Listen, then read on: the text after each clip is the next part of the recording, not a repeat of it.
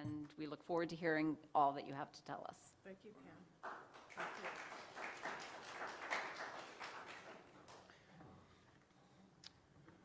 Well, where do we start? If you could pull up our first slides. Okay, next slide, please.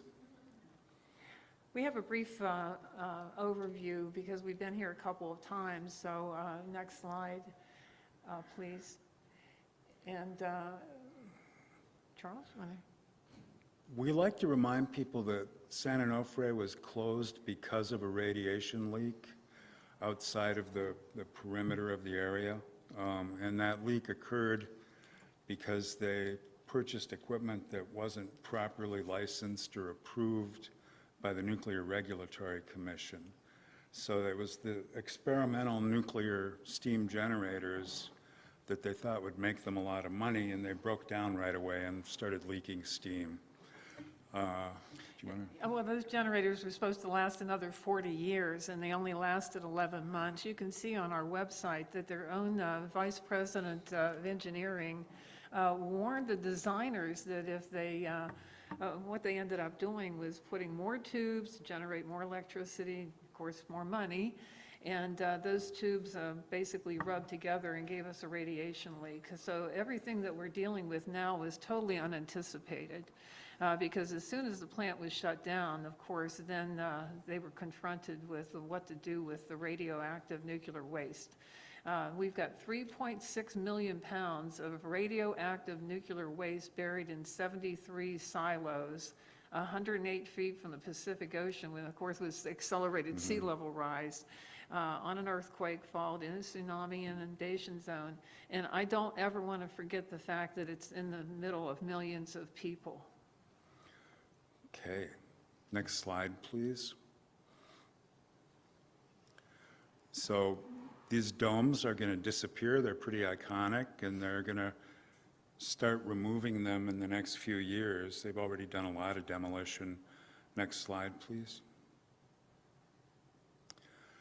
I don't know if you can see this, but these are the silos that actually hold the giant canisters of nuclear waste, which the nuclear waste isn't a liquid.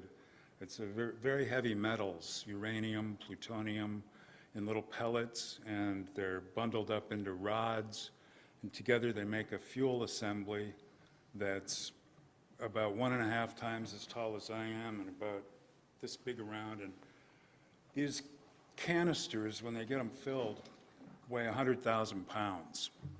And these are the containers that hold the canisters. It shows partial construction. Next slide. I just want to point out, though, that you can't ever see this from the road. I mean, you can see the domes from the road, but even if you were to go down to the road that goes down to the campsite in Old Man's Beach, you can't get this view. It's really hidden from the public, and you can see the proximity to the ocean. So there's some more slides we have that'll show what happened to that recent storm of January 22nd. Okay, Next next slide. slide. It's part of the demolition. Next slide. Okay, this is a pretty good illustration of how 2 near-miss accidents happened. That thing in the lower part of the image, in the lower screen, is a vertical cask transport machine. So it's lifting that heavy 100,000-pound cask, and it's inside a lead and water-lined sleeve to prevent the radiation from escaping. This radiation is, the plutonium alone is deadly for 25,000 years. It has 10 half-lives, which means there's actually 250,000 years until you get the total decay, and it's, you know, not harmful. I just want to focus a little bit on these accidents that occurred in 2018. First of all, they had an accident in July of 2018 that Edison never reported to the Nuclear Regulatory Commission. And had they done that, it could have prevented the second accident that occurred on August the 3rd. What was a very interesting observation in human behavior is that the chief nuclear officer came into a public meeting, the community engagement panel meeting that Edison runs, and he stated that they shut San Onofre down for maintenance to give his guys a break. And that's not what happened at all. Fortunately, we had a gentleman that stepped up to the microphone at the end of that meeting and had the courage to tell the truth of what really happened.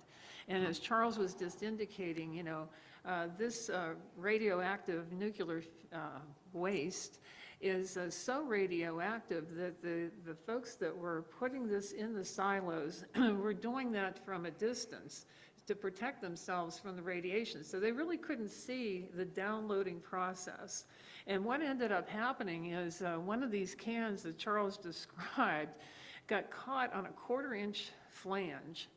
And it wasn't until they took a radiation reading that they were able to realize that that can had never gone down to the very bottom, that it was hung up. And you know, they call it a near miss because that's something, had it just dropped hundreds of thousands of pounds of radioactive nuclear fuel, 18 feet, it's something that could have taken out Southern California. Yeah. And so we're really grateful for the public advocacy of this whistleblower because when he stepped up to the microphone, he said, you know, I'll probably lose my job tomorrow, but I promised my daughter I'd tell the truth tonight. And so we're eternally grateful for him. And this stuff is hot. You know, you could fry a steak on the side of one of those cans, and some of these fuel assemblies are well over 1,000 degrees in temperature, in Fahrenheit. Next slide, please. And this is the whistleblower, David Fritsch, that stepped up, and you could have heard a pin drop in that meeting, I can tell you that. And again, we wouldn't have known half of what was revealed had we not known the truth of why they shut San Onofre down. They shut it down for 11 months. Public Watchdogs, along with San Clemente Green and others, we got on the phone calling the Nuclear Regulatory Commission and said, you got to get out here. You know, we've had, you know, well, they only heard about one accident, but, you know, we heard scuttlebutt that there was a second accident. And it took them 6 weeks to come out here, but they held a special investigation, and that lasted 11 months. And then they had another month of starting things up so that they could come into compliance with all the violations of federal laws that had been passed to protect the public safety. I'd like to add, they didn't inspect any of the nuclear waste or the canisters or the equipment. They inspected the process, which is not really the problem. The problem with the Nuclear Regulatory Commission is it's responsible for promoting the industry and regulating the industry at the same time. So you know, if you know anything about psychology, that creates a neurosis when you've got an irresolvable conflict, and that's the conflict with the NRC, and it's why we have bad regulation. And we also have a lot of state agencies that are involved. The California Coastal Commission that's granted Edison permits to do the decommissioning and also the demolition.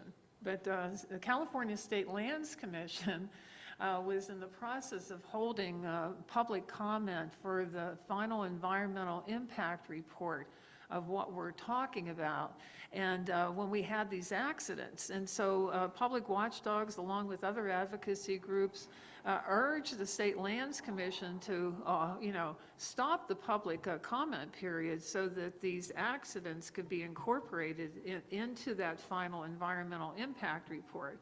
They didn't really do that. What they did was they revised that environmental impact report about 7-8 months later. They gave 2 weeks of public input put comment period, of which nobody was notified of.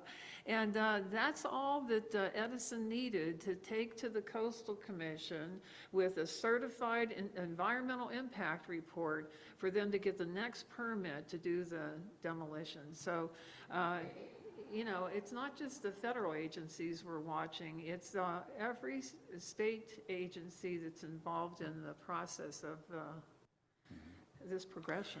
Yeah, and the state can't regulate radiation, only the NRC can do that at the federal level.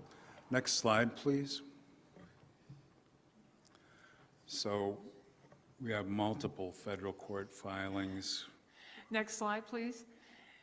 We've filed 3 federal lawsuits, and I'm not an attorney, neither is Charles, but it's certainly been a learning experience. And of those 3 federal lawsuits, the first one was a congressional act of Congress that indicated back in, I think, 1963, that that land could be used for only one purpose, and that one purpose was for a nuclear generating plant. It was never intended to be a nuclear waste dump, which is what we've got now. And so I just want to point out that of the 3 federal cases, 2 of those we took to the Ninth Circuit Court of Appeal, and which is the highest you can go in the state of California, and one of those to the U.S. Supreme Court in 2021. And if you could describe the surprise of Edison and the Nuclear Regulatory Commission when the Supreme Court told him to acknowledge. Oh yeah, the Edison was so arrogant, they didn't even file a reply to our court filing, and the court signaled that it was going to give us an initial review, which is a big deal because there's 10 to 15,000 cases that are before the Supreme Court where people are requesting a hearing. And we basically made it into the final round. They forced Edison to provide a good response, and then they opted to not hear the case, which is what happens to most Supreme Court cases. I didn't know that, but we're quite proud of the fact that we were able to marshal the resources and the attorneys and get it that high up the legal ladder. And it was thrilling to see that the U.S. Supreme Court told them, hey, you've got to acknowledge Public Watchdogs filing, which we did in May of 2021. And, you know, they were so arrogant that they didn't think they even had to respond. So the Supreme Court insisted that they did, and also set a deadline for them by September of 2021. And they had to get 2 extensions in order to comply with that. So, you know, it was good to know that the Supreme Court held their feet to the fire. Okay, next slide. So another venue of complaint we have is to the NRC, the Nuclear Regulatory Commission, directly with a 2.206 petition to revoke. And 2.206 is the part of federal law that allows us to file these revocation requests. And our concern is what happens if this facility gets flooded. These canisters are 5/8 inch thick stainless steel, which is pretty sturdy stuff, but by international standards, those are very lightweight containers.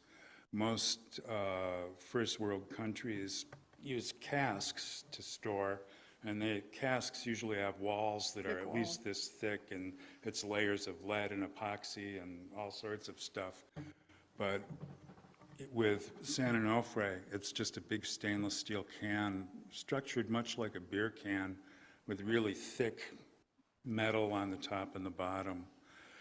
So our concern was water would go in there, it'd hit these hot canisters and actually potentially shoot steam into the environment, which could bring radiation outside the facility.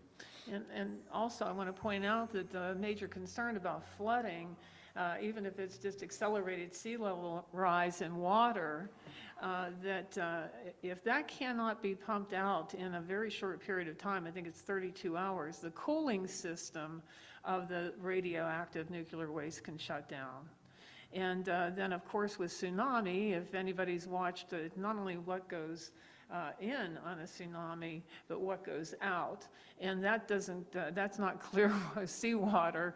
I mean, you know, that's a lot of muck. And of course, if the cooling system is shut down, then we've got a crisis on our hands. And the NRC responded to Charles's filing of the 2.206 that it was quote unquote non-credible. Well, I looked through all their acronyms and all their phrases, and I didn't see anything that said non-credible. So we asked them to define that, and they couldn't do it.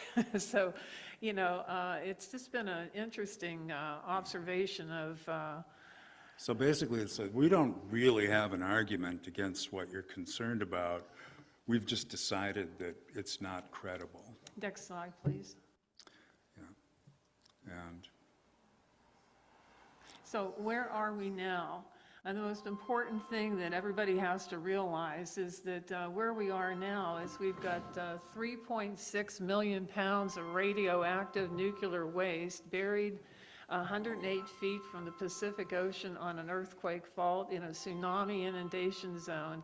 And what we also know now is that all the cans, all 73 cans, were scratched and gouged in the downloading process.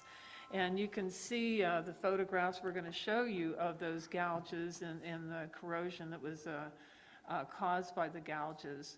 But we've recently discovered, we've been following this since October of 2019, every step of the way, because Edison was required by the Coastal Commission to have an independent third party come in and have an inspection and maintenance program. And the first thing that independent report recommended was that Edison is using, and I'm quoting, an inappropriate, inaccurate calculation method to measure the depth of the gouge damage. And why are they doing that? They're doing that because by using that method, they're underestimating and under-predicting the depth of the damage. yeah, and what's so important about this is every canister on the way down got scratched or gouged, and that process of gouging creates a divot in the stainless steel, and it doesn't rust, but it is vulnerable to something called chloride-induced stress corrosion cracking. And I think we've got some pictures of that on the next screen. Yes. If we could go one more slide. Oh, that's, well, oh, that's a picture of the, you know, in order, if we were ever to be able to get this waste out of San Onofre, it would have to be transported by rail. And I think everybody in this room probably knows what our rail line is in trouble. Not just with the collapse of the bluff at Casa Romantica and the other area, but even last week they've identified 6 other areas on that rail line. Well, there's not a rail line that goes east if they're trying to take this out by the south rail line. And we've got bluff collapse down in Del Mar as well. So realistically, they're going to have to move that waste before there's a place to store it. And the problem is if it's got these hairline cracks that are caused by stress corrosion cracking, and they're pulling a 100,000-pound can out of the ground with hairline fractures, it could create a real nasty mess. Well, even the Coastal Commission has admitted that if they got gouged on the way down, they're going to get gouged in the uploading process. Yeah. And the reason that the stress corrosion cracking is so important is because then you're talking about those thin-walled canisters, only 5/8 inch thick, that are now gouged, scratched, and corroding, leaking. And so a lot of what we're doing is for future generations. And, you know, and one of the things that concerns me, there are many times that we've done FOIA requests and we get back, you know, 6 or 8 pages from the Nuclear Regulatory Commission that are completely black. Well, what if 40, 50 years from now, these cans are leaching radioactive into the water table, into the water line, the soil, et cetera. You know, if there's something that needs to be mitigated in a crisis like that, is the technical information going to be available to future generations to clean up Yeah. such a mess? 10,000 generations from now. So our time, we've actually used our 20 minutes now. Wow, it goes fast, but there's more to tell. We have an enormous amount of information on our website. Everything that we have done has been documented, and you can see that by clicking on the hyperlinks. It'll take you straight to the documents that we're talking about. I just want to remind everybody, and I almost interjected on the sorrow part of the ceremony, that tomorrow is the 13th anniversary of Fukushima. And we had a ceremony on the 10th anniversary. And, you know, there was not one national or local news that ever even covered it. And we've got the anniversary of Chernobyl coming up, as well as 3 Mile Island. And so, you know, Edison is minimizing every risk. And our concern with that is in minimizing and not acknowledging the risk. We're unprepared. And we're demanding that at least we be better prepared. In addition to what we're talking about, I'm on Congressman Levin's task force, and I just worked with Admiral Herring, who's one of the co-chairs, to point out that we've got a situation of San Onofre on a military installation. And of course, we've got you know, drones across the world that are doing damage. And so, you know, we've got a target in the middle of a civilian population. Well, under the rules of war, it's an acceptable target because it's on a military installation. So, We welcome you to get to our website and take a look at some of the other work that we've done. And if you can afford to donate, we'd greatly appreciate it. Thank you so much. thank you. Oh, I don't have enough handouts, but we're going to post these to our website. This is not just a little local problem. These are all they're bearing this stuff on site everywhere in the country where nuclear power plants are decommissioning. They have nowhere to put it. And so this radioactive waste is going in every community that's on this map. And this is the map of, in addition to that, all the nuclear power plants that haven't decommissioned yet. So, you know, this is something that is just critically important to every community to have this kind of radioactive waste buried on site in our communities. It's a disgrace, and we can do better. Thank you, Pam. Thank you. So do we have time for questions? Or? We have time for a couple of Okay. questions if there are. So anyone have, you, sir?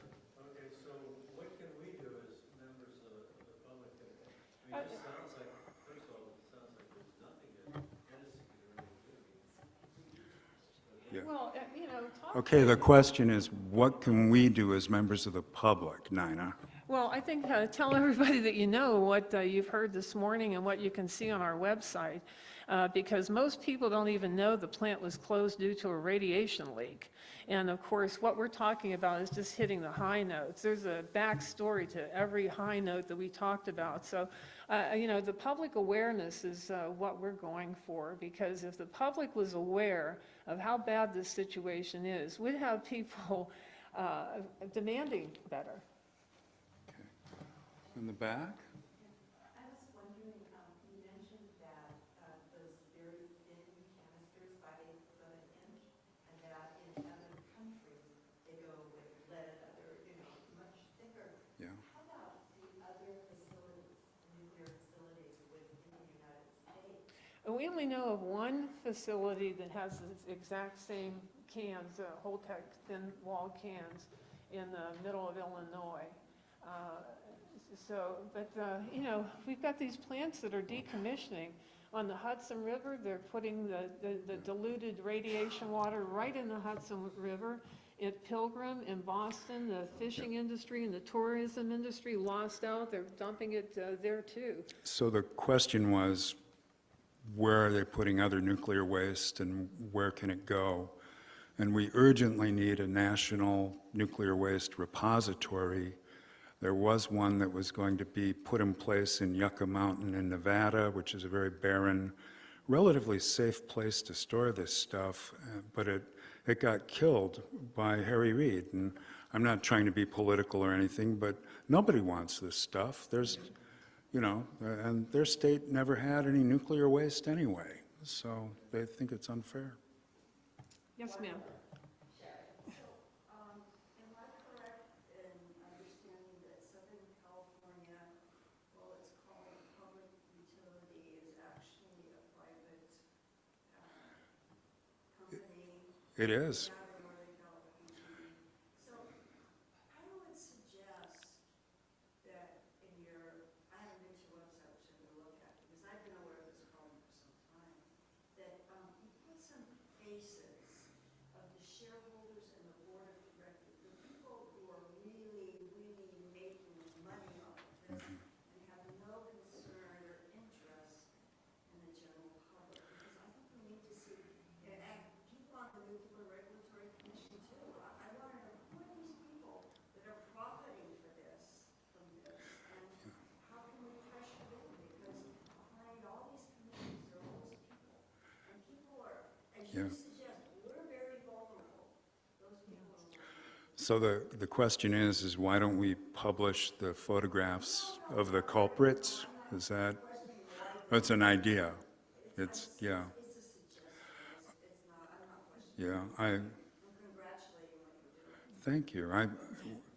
We'd love to hold them responsible, and, you know, people hide behind corporations, but it's people who ultimately make the decision to break laws. And what's odd is the corporation becomes a criminal, but the executive who decides what the corporation does is usually inoculated. And it's extremely frustrating, because as soon as the Nuclear Regulatory Commission starts putting nuclear executives in jail for violating their laws, federal law, they'll stop, probably. I just want to bring up something. Charles had a meeting on September 7th of last year.